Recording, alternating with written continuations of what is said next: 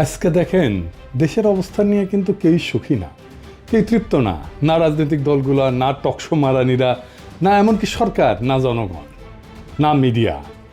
আপনারা প্রথম থেকে শুনে আসতেছেন বিপ্লবের শক্তিগুলো বিভাজিত, তাই না? নিউজ হয়েছে দেশে শুরু হয়েছে বিভাজন। বিভাজন নিয়ে আমি একটা এপিসোড করছি যে বিভাজনের জন্য কে মূলত দায়ী। তারপরেও আরও কিছু আলাপ আছে, প্রাসঙ্গিক আলাপ, সে আলাপগুলো আজকে করবো আর কি। নেত্র নিউজ দেখেন এমন একটা ভয়ঙ্কর স্টোরি করেছে যে এমনকি ইন্ডিয়ান বিজেপি করে নাই, সেটা করছে নেত্র নিউজ। লিখছে অগণতান্ত্রিক, অহংকারী, মানবাধিকার বিরোধী, ক্ষমতায় 1 বছর কাটতে না কাটতেই মোহাম্মদ ইউনূসের যত্নে গড়া ভাবমূর্তি ভেঙে দিয়ে আসল চেহারা প্রকাশ পেয়ে গেছে। সে বলতেছে ইউনূস কোনোদিনই বাংলাদেশের মানুষের মধ্যে অতটা জনপ্রিয় ছিলেন না যতটা তার তোষামতকারীরা বিশ্বকে দেখাইতে এবং চাপিয়ে দিতে চাইছে। এই সত্য স্বীকার করার মতো বিনয় তার নাই। চিন্তা করেন কি ভাষা ব্যবহার করছে।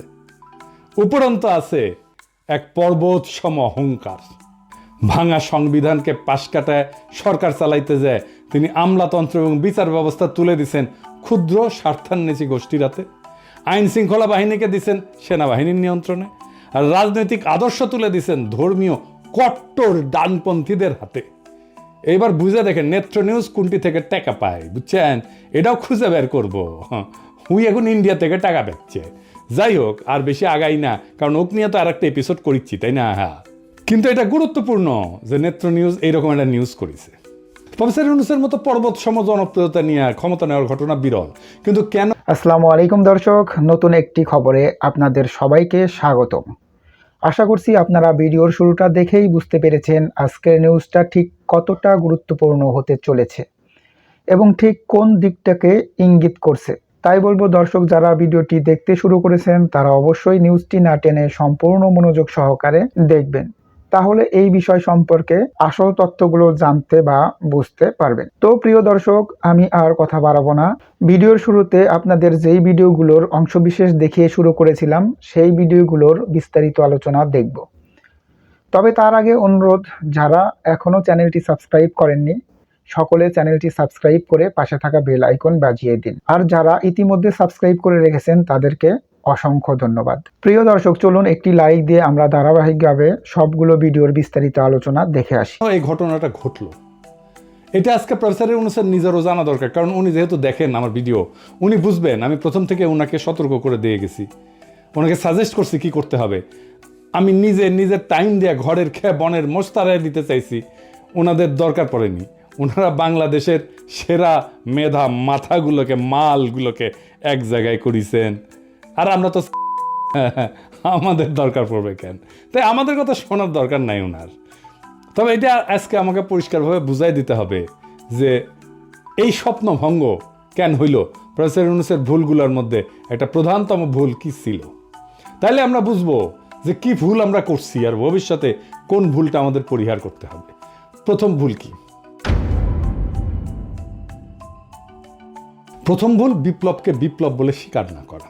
ডাক্তার জাহেদ তো ভিডিও বানায় বলছে ঘাড়ে ধরে অভ্যুত্থানকে বিপ্লব বলতে হবে। না, আসলে কোনোটাই বিপ্লব না, কোনোটাই বিপ্লব না। আমাদের এটাও অনেক অনেক দূরে বিপ্লব থেকে ছিল, কিন্তু এই গণঅভ্যুত্থানকে ঘাট ধরে এটা করানো হচ্ছে কারণ কারো পরিকল্পনা আছে এটাকে বিপ্লব হিসাবে প্রতিষ্ঠিত করে বিপ্লবী সরকার বানিয়ে সব কিছু বাতিল করে তাদের মতো করে দেশ চালাবেন। মির্জা ফখরুল বলছে যেসব দেশে বিপ্লব সফল হয়েছে সেখানে বিপ্লবী সরকার গঠন হয়েছে, কারণ তাদের একটা বিপ্লবী দল ছিল। রাশিয়া, চীন, কম্বোডিয়া, কিউবা সবখানে এই চিত্র পাবেন। এমনকি ইরানেও ইসলাম বিপ্লব হয়েছে, সেখানেও একটা দল ছিল। কাজেই আমার কথা হচ্ছে যারা বিপ্লবের কথা বলতেছেন তাদের উচিত সরকারে না থেকে একটা বিপ্লবী দল গঠন করা। এনে বিপ্লবী দল কোথায়? বিপ্লবী দলই তো নাই। মির্জা ফখরুলের মাথায় কমিউনিস্ট ট্রেনিং আছে তো 19 শতকের, আজকের না। মানে বিপ্লব করার জন্য একটা বিপ্লবী তত্ত্ব লাগবে, একটা কার্ল মার্কস লাগবে, তার আবার দাড়ি থাকা লাগবে। দাদা সিরাজুল সেজন্য দাড়ি রেখেছিল। লেনিন লাগবি, তার আবার টাক মাথা লাগবি, একটা বলশেভিক পার্টি লাগবি। আমি আগেও বলছি, আবারও বলি, কেন 2024-এর রাজনৈতিক পরিবর্তন অভ্যুত্থান না বিপ্লব? এইটা স্যার ডান পেশার বাম পাশে লিখবেন বিপ্লব আর অভ্যুত্থান। 1 নাম্বার, রাজনৈতিক বিজ্ঞানে বিপ্লব বলতে বোঝায় যে বৃহৎ জনগোষ্ঠীর অংশগ্রহণ। 2 নাম্বার, রাষ্ট্রের রাজনৈতিক সামাজিক কাঠামোর মৌলিক পরিবর্তনের চেষ্টা। চেষ্টা, পরিবর্তন না, কিন্তু আমি বলছি চেষ্টা। 3 নাম্বার, দীর্ঘ সময় ধরে চাপ সঞ্চয় এবং বিস্ফোরণ। 4 নাম্বার, পরিবর্তনের জন্য আভ্যন্তরীণ বৈধতা বা পপুলার লেজিটিমেসি। এবার অভ্যুত্থান কি, এইটা সে আর এক পাশে লেখেন, পাশাপাশি এবার আমরা বুঝে দেখব। অল্প সংখ্যক এলিট, সাধারণত সেনা বা ক্ষমতাধর প্রশাসনিক গোষ্ঠী, এরাই অভ্যুত্থান করে, হঠাৎ করে ক্ষমতা দখল করে জনগণের বৃহৎ অংশের সক্রিয় অংশগ্রহণ ছাড়াই।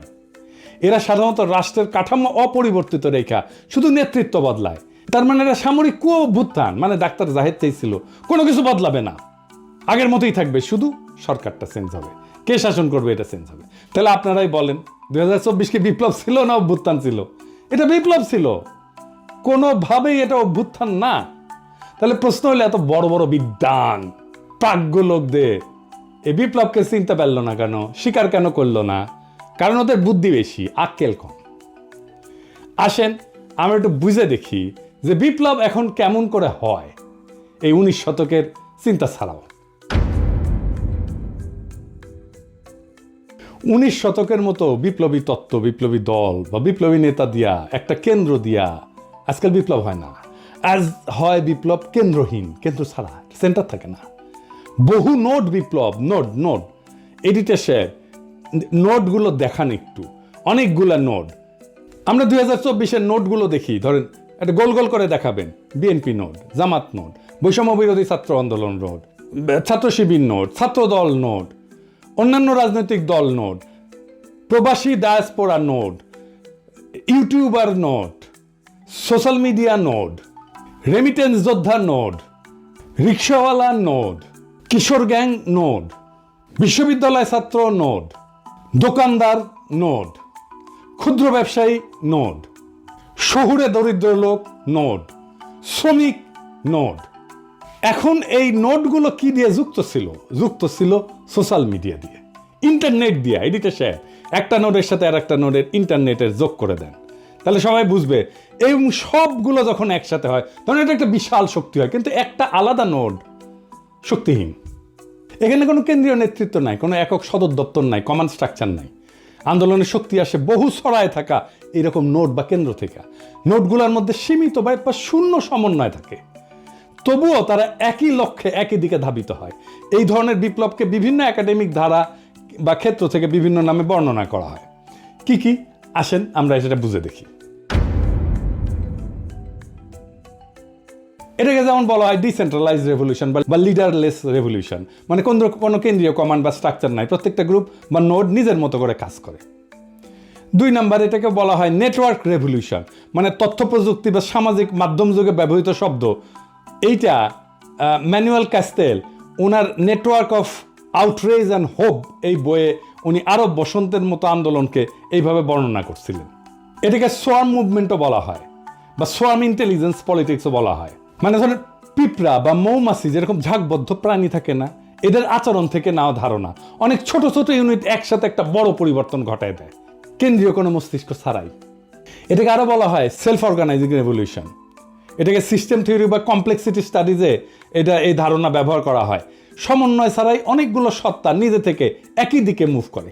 এটার আরেকটা টার্মিনোলজি আছে, পলিসেন্ট্রিক আপরাইজিং, মানে রাজনৈতিক বিজ্ঞান এবং অর্থনৈতিক প্রশাসন তত্ত্বে ব্যবহৃত একাধিক কেন্দ্র যাদের মধ্যে সমন্বয় দুর্বল বা নাই, কিন্তু প্রত্যেকে একই ধরনের পরিবর্তনের দিকে আগাচ্ছে। ইতিহাসে কি এর উদাহরণ আছে? আসেন দেখি। 1848 সালে ইউরোপে বিপ্লব হয়েছিল অনেকগুলো দেশে একসাথে, আলাদা আলাদা ইস্যুতে। প্রায় সমন্বয় ছাড়াই বিদ্রোহ শুরু হয়। ফ্রান্সে হয়, জার্মানিতে হয়, অস্ট্রিয়াতে হয়, ইটালিতে হয়। এইগুলোর আর বিস্তারিতে গেলাম না, কারণ এই বিস্তারিতে যাওয়ার আমাদের দরকারও নাই, কিন্তু এইরকম বিপ্লব হয়েছিল আর কি, সেটা জানা থাকা ভালো। আরব বসন্ত এরকম একটা মুভমেন্ট ছিল, তিউনিসিয়া থেকে শুরু হইয়া মিশর, ইয়েমেন, লিবিয়া, সিরিয়া, প্রত্যেকটা দেশে স্বতন্ত্রভাবে আন্দোলন ছড়াই গেছে। পোল্যান্ডের সলিডারিটি মুভমেন্টের প্রথম ধাপ, যেটা 1980 সালে হয়েছিল, যে গদালফ শিপইয়ার্ডের ধর্মঘট হয়েছিল না, ওইখান থেকে শুরু হইয়া দেশের বিভিন্ন শহরে স্বাধীনভাবে ছড়াই পড়ছিল। ইরানে একটা কনস্টিটিউশনাল রেভলিউশন হয়েছিল 1905 সালে, 1905 থেকে 11 সাল পর্যন্ত 6 বছর ব্যাপী। ভৌগোলিকভাবে বিচ্ছিন্ন শহরগুলোতে বিদ্রোহ হয়েছিল, কিন্তু কেন্দ্রীয় নেতৃত্ব ছিল না। এই ফর্মের, এই যেটা বললাম, এই ফর্মের পজিটিভ দিক কি? এটা কিন্তু পজিটিভ দিক আছে। কি কি?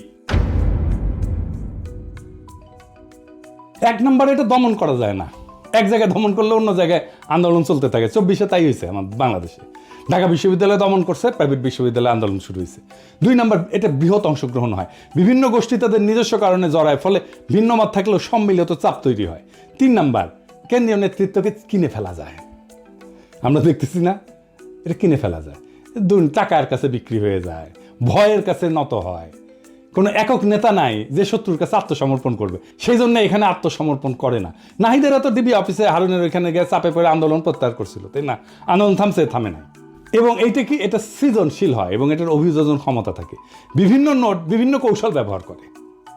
মানে আমরা অনলাইনে ইউটিউবে একরকম কৌশল ব্যবহার করছি, বিদেশে একরকম কৌশল ব্যবহার করছি। আমরা রেমিটেন্স যোদ্ধারা তাদের রেমিটেন্স শাটডাউন করে দিছে, দেশে যারা কাজ করছে তারা আর এক রকমভাবে কাজ করছে। এটার কিছু নেগেটিভ দিক আছে আবার। কি দীর্ঘমেয়াদে ক্ষমতা দখল এবং রূপান্তরের সমস্যা। বিপ্লবের পরে কে নেতৃত্ব দেবে, কিভাবে রাষ্ট্র পরিচালিত হবে, এতে বিভ্রান্তি এবং ক্ষমতার লড়াই শুরু হয়। তাই হয়েছে না? হ্যাঁ, মানে এটা নিয়ে ধরেন এই সরকার কেন ভুল করতেছে এটা বলতে নিয়ে প্রথম দিকে বলতাম, হ্যাঁ, তো তখন আইসা বলতো যে আপনি উপদেষ্টা হইতে পারেন নাই, সেই জন্য এটা বলতেছেন, বলাই বন্ধ করে দিছিলাম সেই জন্যে। তো যাই হোক, এখন তো আর ওই চান্স নাই, এখন আর বলা শুরু করি আবার যে ভুলগুলো কি ছিল। এখন বলতে পারেন যে এখন বলতেছেন, তখন বলেন না কেন, এখন বলতেছেন, এখন বলে লাভ কি, তখন বললে তো কিছু উপকার করে। শোনেন ভাই, কিছু লোক আছে যারা এসে বারবার করে এই কথাটা বলতো যে আপনি উপদেষ্টা হইতে পারেন নাই, সেজন্য এটা বলিচ্ছেন। বলতো না, আপনারা নিজেরাই বলেন।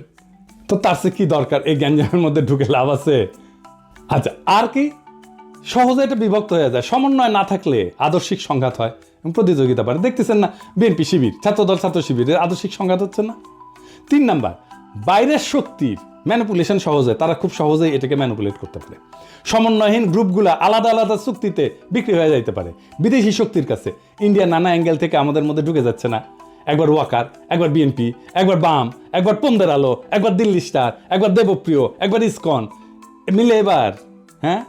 4 নাম্বার, ন্যারেটিভ গঠনের দুর্বলতা। কেন্দ্রীয় বয়ান বা একক বার্তা না থাকায় আন্তর্জাতিক এবং আভ্যন্তরীণ সমর্থন এটা অগোছালো হয়ে যায়। তাই হয়েছে, আমরা চেষ্টা করছি ন্যারেটিভ তৈরিতে, কিন্তু আমরা তো সরকার না, আমরা তো সরকারের বাইরের শক্তি। এই 2024-এর বাংলাদেশের বর্ষা বিপ্লব এই আন্দোলনের প্রক্রিয়া, বৈশিষ্ট্য এবং মডেলের সাথে একেবারে খাপে খাপ মমতাজের বাপের মতো মিলে যায়, তাই না? কেন্দ্রীয় নেতৃত্বের অনুপস্থিতি। এই আন্দোলন কোনো এক নেতা বা কোনো দলের হাতে ছিল না, সবাই নিজের মতো করে যাচ্ছে। বহু নোটের সক্রিয়তায় আন্দোলনের শক্তি আসছে শহর, গ্রাম, শ্রমিক, ছাত্র, প্রবাসী সমর্থন, সোশ্যাল মিডিয়া, সব জায়গা থেকে। কিছু যোগাযোগ কারো কারো মধ্যে ছিল, কিন্তু পুরোপুরি কমান্ড সেন্স ছিল না। আমাদের একমাত্র যোগাযোগ ছিল সোশ্যাল মিডিয়া।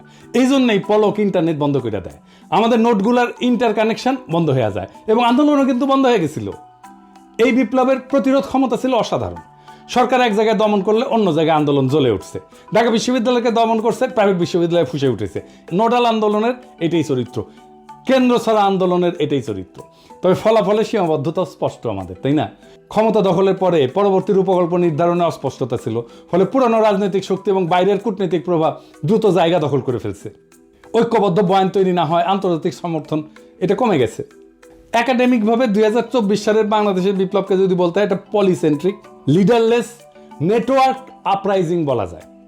মানে বহুকেন্দ্রিক, নেতাবিহীন, সংযুক্ত একটা বিপ্লব বলা যায়, যেখানে বহু নোট সমন্বয়হীনভাবে একই লক্ষ্য অর্জনে কাজ করছে। তো এখন এই শফিকের মনে হয়েছে এই লড়াইয়ের একজন মাস্টার মাইন্ড তো লাগবেই, কারণ বিপ্লবের তো একটা নেতা লাগে, একজন কার্ল মার্কস লাগে যার দাড়ি থাকে। হ্যাঁ, মাহফুজেরও দাড়ি আছে একটু, তখন ছিল, তো বানিয়ে দিয়েছে মাস্টার মাইন্ড। প্রফেসর ইউনূস মনে করেছেন এটা ছাত্ররা করেছে। সবাই অন্ধের হাতি দেখছে, সমস্ত নোট কেউ দেখে নাই। সেই কারণেই এইটা হাসিনার দমন প্রতিরোধে অসাধারণ সাফল্য দেখালো। বিপ্লবের পরে রাজনৈতিক ক্রিস্টালাইজেশন এইটা গঠন আর করতে পারে নাই, অসম্ভব দুর্বল হয়ে পড়ছে। এখন প্রশ্ন হচ্ছে, এই দুর্বলতা কিভাবে কাটানো যেত? জি না, আমি বিপ্লবী সরকারের কথা বলবো না, এটা বলাটা এখন টাইম নষ্ট। এই লড়াইয়ের যে নোটগুলো ছিল, সেই নোটগুলোর মধ্যে আবার সংযোগ তৈরি করতে হতো, তাহলেই এটা একটা নিউরাল নেটওয়ার্কের মতো কাজ করতো। আপনারা জানেন তো যে আমাদের মাথার মধ্যে বিভিন্ন ব্রেনের সেল আছে এবং এই সেলগুলো একটার সাথে একটা কানেক্ট করতে পারে, এবং সেই কারণে আমার মস্তিষ্কে প্রত্যেকটা সেল স্বয়ংসম্পূর্ণ, কিন্তু একজন আরেকজনের সাথে কানেক্ট করে, কথা বলে। সেজন্যই আমরা আমাদের এই বুদ্ধিমত্তা দাঁড়ায়। সো ওই যে নোটগুলো, এইগুলোর কানেকশনগুলো যদি আমরা স্ট্যাবলিশ করে ফেলতে পারতাম, তাহলে এটা আবার নিউরাল নেটওয়ার্কের মতো কাজ করতো। তাহলে বুঝছেন তো, এই নোটগুলো আইডেন্টিফাই করছে প্রফেসর ইউনূস, করে নাই। উনি জানেনই না কতগুলো নোট কাজ করছিল, কিভাবে করছিল। এই নোটগুলোকে নিয়ে একটা কনফারেন্স করা যেত না? ইন্টারন্যাশনাল কনফারেন্স করা যেত না? ভার্চুয়ালি সবাই যুক্ত হইতো, এমন না সবাইকে ডেকে নিয়ে যেতে হবে, তাই না? ভার্চুয়ালি সবাই যুক্ত হইতো। বিপ্লব বিজয়ের পরে অন্তর্বর্তীকালীন সরকারের কাঠামো রূপরেখা তৈরি করতে মন্ত্রিসভা, আইন প্রণয়ন, বিচার, নিরাপত্তা, সব সেক্টরের দায়িত্ব কার কাছে যাবে, এটা করার জন্য আমরা 3 দিন তো টাইম পেয়েছি, করতে পারছি ঠিক মতো? পারি নাই। কেন পারি নাই, কার জন্য পারি নাই, সেটা আর কইলাম না। সবাই উপদেষ্টা হইতে গেছে এবং আমাদের একটা ট্রানজিশনাল চার্টার করতে হইতো। বিপ্লবের মধ্যেই সব নোডের প্রতিনিধিদের নিয়ে একটা সংক্ষিপ্ত ঘোষণাপত্র তৈরি করতে হতো, যেখানে সময়সীমা, নির্বাচন আয়োজন, আইনি নীতির স্পষ্টতা থাকবে, যেটা হইল 1 বছর পরে। গন্ডারের চামড়াও এত মোটা না, কিন্তু এটা করলো কে? রাজনৈতিক দলগুলো। নোটগুলো নাই কিন্তু। দেখছেন এটা দুর্বলতাটা দেখেন। মানে রাজনৈতিক দলগুলো মনে করতেছে, প্রফেসর ইউনূস মনে করতেছে ওরাই দেশের মালিক, ওরা যা করবে তাই। বিপ্লব ওরা একাই করেছে, ওদের এতই হেডম, আমরা কেউ না, আমরা সব। জুলাই ঘোষণাপত্র হইল, আপনার আমার কোনো পার্টিসিপেশন আছে? নাই। কি আশ্চর্য কথা। আর কি করা যাইতে পারতো? জয়েন্ট কাউন্সিল অফ নোটস, প্রত্যেকটা প্রধান নোডের প্রতিনিধিদের নিয়ে একটা অন্তর্বর্তী সমন্বয় পরিষদ, যা ক্ষমতা গ্রহণের সাথে সাথে কাজ শুরু করতে পারতো। ভার্চুয়ালিও করা যেত, তাদেরকে উপদেষ্টা বানাইতে হইতো না, পয়সাও দিতে হইতো না। প্রফেসর ইউনূস জানেই না কতগুলো নোট কাজ করছে। উনি হয়েছেন 1972-এর মুজিব। কেমনে মুক্তিযুদ্ধ হয়েছে যেমন মুজিব জানতো না, তারপরে মুক্তিযুদ্ধোত্তর দেশ চালাইতে গেছে। প্রফেসর ইউনূসও একই জিনিস, কেমনে বিপ্লবটা হয়েছে এটা উনি জানেন না, বুঝেনও না, তা কিন্তু দেশ চালাইতে গেছেন। এরকম মাল্টিপল নোট থাকলে, এটা সমন্বয়হীন নোট থাকলে বিজয়ের পর নিজেদের মধ্যে দ্বন্দ্বে জড়ায় পড়ে, একটা নোটের সাথে আর একটা নোট। সেটা হয়েছে তো। এবং এটার জন্য একটা কনফ্লিক্ট ম্যানেজমেন্ট, একটা ফ্রেমওয়ার্ক লাগে। এই নোটগুলো কিভাবে কনফ্লিক্ট ম্যানেজমেন্ট করতে হবে, সরকারের তরফ থেকে এটা বিরোধ মেটানোর জন্য পদ্ধতি ঠিক করা, মধ্যস্থতাকারী ঠিক করা, নেগোসিয়েটর ঠিক করা, কিভাবে সমাধানটা হবে সেটা ঠিক করা। আর কি, একটা কমন মিনিমাম প্রোগ্রামের ভিত্তিতে নোটগুলোর ঐক্য। সব নোট যে লক্ষ্যগুলোতে একমত, যেমন ফ্যাসিস্ট সরকারের পতন, মুক্ত নির্বাচন, মানবাধিকার পুনঃপ্রতিষ্ঠা, আওয়ামী লীগের বিচার, সকল দুর্নীতির বিচার, এইগুলা ন্যূনতম অভিন্ন এজেন্ডা হিসেবে ধরে রাখা। প্রফেসর ইউনূসের সরকার কিছু করছে, এগুলো করে নাই। উপদেষ্টাদের নামে দুর্নীতির অভিযোগ উঠতেছে। প্রফেসর ইউনূসের নামে নেতৃত্ব যেমন স্টোরি ছাপে, এটার দায় প্রফেসর ইউনূসের নিজের। ওনার 1 বছরের মধ্যে টাইম হইল না এই নোটগুলোকে আইডেন্টিফাই করে আবার কানেক্ট করার। আর রাজনৈতিক দলগুলো চলে গেল পিকনিক মুডে। উনি রাজনীতির লোক না, আমি মানলাম। যারা রাজনীতির লোক তাদের সাথে তো কথা বলবেন, উনি বোঝার চেষ্টা করবেন। উনি আশায় আছেন একটা ভালো নির্বাচন দিতে পারবেন, দিতে পারলে ভালো। তবে আমি খুব ভরসা পাইতেছি না। তবে এই নির্বাচনে খেলা হবে, অপ্রত্যাশিত ফলাফল হবে, আমি আগেই বলে রাখতেছি। তাই আমি চাই ফেব্রুয়ারিতে ইলেকশনটা হোক। 2024-এর এই বর্ষা বিপ্লব আমাদের শেখায়, এদেশের জনগণ যখন জেগে ওঠে তখন ট্যাঙ্ক, গুলি, গুম কিছুই তাকে থামাইতে পারে না। আমরা দেখছি কিভাবে এক একটা নোট, এক একটা শহর, এক একটা শিক্ষা প্রতিষ্ঠান, একটা অঞ্চল, একটা প্রবাসী গ্রুপ একে অপরকে না চিনেও কোনো একক নেতা ছাড়াই এক হয়ে ইতিহাস লিখছে, ইতিহাস বদলাই দিছে। কিন্তু বিপ্লব শুধু ক্ষমতা বদল না, এটা ভবিষ্যৎ বদলের দায়ও। এই দায় এখনো পূর্ণ হয়নি। যারা ক্ষমতায়, তারা যদি এই নোটগুলোকে পুনরায় সংযুক্ত না করে সাধারণ মানুষের বিশ্বাস ফিরায় না আনে, তবে এই বিপ্লবের শক্তি আবারও তাদের বিরুদ্ধে জেগে উঠবে, আরো ভয়ঙ্করভাবে, আরো সংগঠিতভাবে। আমরা ভুলে যাব না, বিপ্লবের আসল মালিক জনগণ, কোনো মাস্টার মাইন্ড না, কোনো ব্যক্তি না, কোনো দল না। আমরা হার মানব না, কারণ আমাদের হাতে এখনো আছে সেই ঐক্যের চাবি, যা একবার এই দেশকে ফ্যাসিবাদ থেকে মুক্ত করছে। ফেব্রুয়ারির নির্বাচন হোক আমাদের দ্বিতীয় ধাপ, যেখানে ভোট হবে শুধু ভোট না, হবে বিপ্লবের ধারাবাহিকতা, যেখানে ব্যালট বাক্স হবে জনগণের নতুন অস্ত্র। দর্শক, আশা করি সবগুলো ভিডিওই আপনি মনোযোগ সহকারে দেখেছেন। সেই সাথে দর্শক, এই ভিডিওগুলো সম্পর্কিত যদি কোনো তথ্য বা মতামত থাকে তাহলে অবশ্যই কমেন্টস করে জানিয়ে দিন। এতক্ষণ সাথে থাকার জন্য ধন্যবাদ। আবার দেখা হবে আগামী ভিডিওতে কোনো নতুন টপিকস নিয়ে। সকলের সুস্বাস্থ্য কামনা করে বিদায় নিচ্ছি। আল্লাহ হাফেজ।